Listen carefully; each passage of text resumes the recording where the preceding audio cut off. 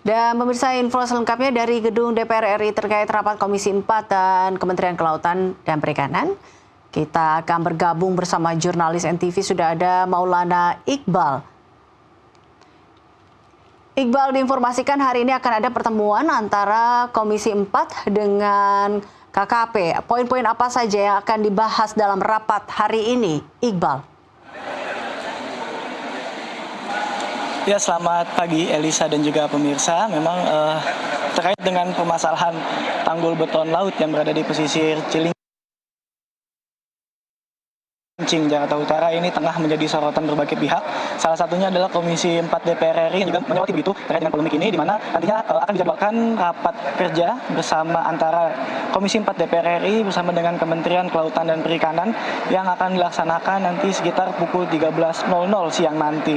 Di mana memang dalam pembahasan ini, agenda hari ini yaitu terkait dengan pembahasan RAPBN 2026, namun juga diperbolehkan untuk anggota Komisi 4 lainnya untuk mendalami begitu temuan-temuan mereka, juga penjelasan dalam hal terkait dengan tanggul beton laut yang berada di kawasan Cilincing, Jakarta Utara.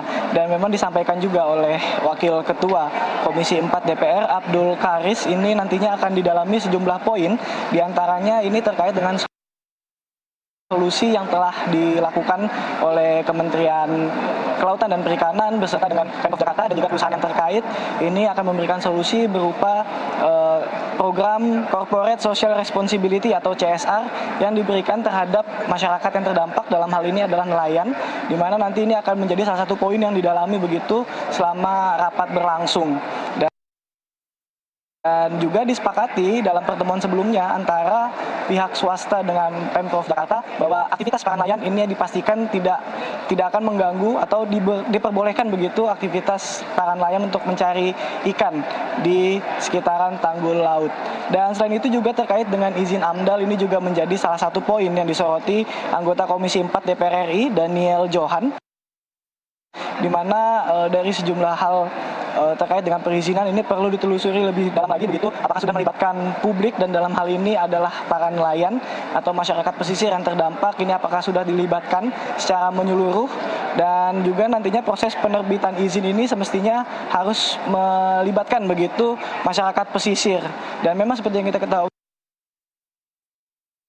bahwa perizinan terkait dengan tanggul laut di Cilincing, Jakarta Utara ini memang sudah diberikan izin pada tahun 2023, dan hal ini nantinya akan didalami oleh Komisi 4 terkait dengan partisipasi publik, juga syarat-syarat yang mengakomodir begitu kebutuhan dari para nelayan maupun juga masyarakat pesisir lainnya.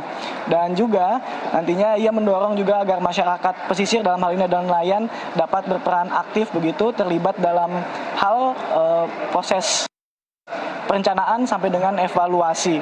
Dan nantinya bila hasil rapat ini ditemukan hal-hal yang tidak sesuai dengan perizinan begitu, nantinya akan ada beberapa opsi yang akan dikeluarkan, diantaranya adalah opsi revisi sampai dengan opsi pembatalan izin. Ini akan menjadi pertimbangan selama rapat berlangsung.